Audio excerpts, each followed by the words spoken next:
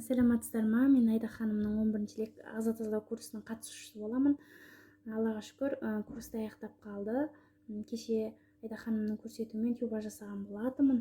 Менің ішімнен шыққан тастар өзі қатты болады екен. Осылай тастардан 4 рет шықты. Бұл тек біреуі ғана.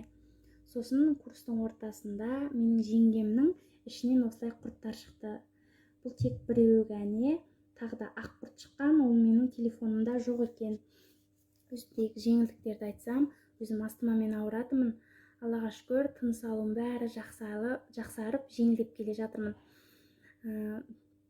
Сосын менің тырнақтарым сынғыш еді, жұмсақ болатын. Бұл қатты өсіп келе жатыр, қатайып.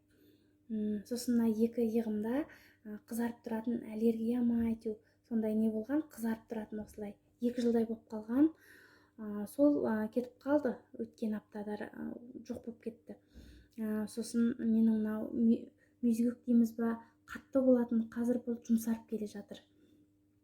Аллаға шүкір, өзімде үлкен жеңілдіктер бар, өзгерістер бар. 7 килограмм салмақта тастадым.